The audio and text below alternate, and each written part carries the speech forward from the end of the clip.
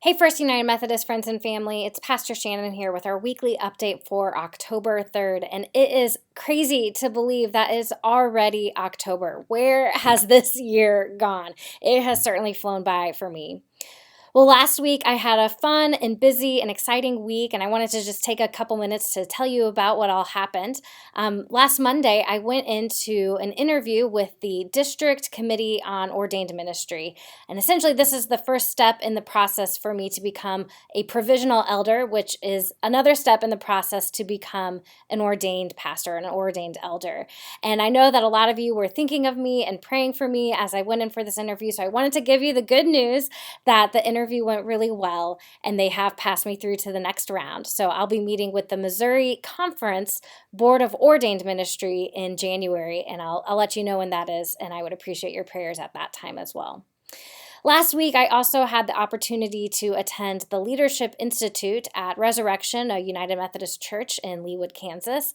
And it's always a great time of a great gathering of clergy and lay leaders as we come together for worship, for fellowship, and also to learn. Now, I'm a learner by nature, and I love to share with you all the things that I'm learning about. So I wanted to give the three biggest takeaways that I had from Leadership Institute. The first was that God uses small churches. God uses small churches just like ours. My friend, who is a pastor in two small churches, she has a 2-point charge in rural Kansas. She led a workshop about how worship in smaller churches can actually be more interactive and engaging and participatory. We can do things that big churches can't always do. It really inspired me to think about what our worship could look like here in Excelsior Springs. So I just love that reminder that God loves small churches and God uses us in big and powerful ways. My second takeaway was it was from a workshop led by the CFO, the Chief Financial Officer at Resurrection, and she was talking about pledging and giving and stewardship, and she reminded us of the real purpose or the real reason behind why we do pledge cards and giving commitments. You know, sure, it helps planning for the budget and all that, but the real reason we make an annual giving commitment is it's a part of our faith. It's an act of faith as we, commit to God our finances in the following year, and it's even a spiritual discipline. It's a way that we can grow in our giving and our generosity and grow in our relationship with God. So I thought that was a great reminder. It's also a good reminder to us that we would love to have those annual giving commitments for 2024 turned back in by next Sunday, October 8th. You can turn them into the church office, you can put them in the offering plate, you can even fill them out online.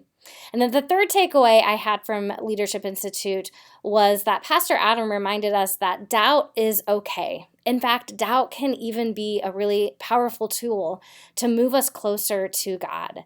And doubt is something that helps us grow in our faith as we ask tough questions. And that's all what our big question series is going to be all about beginning next Sunday. We're going to dig into some tough and hard questions about God, about faith, about the Bible.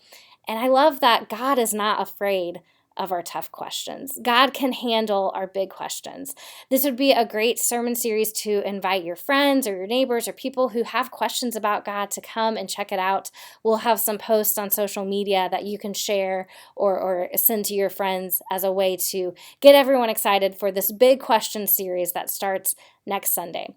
So the first week, we'll be exploring the question, does God give us more than we can handle?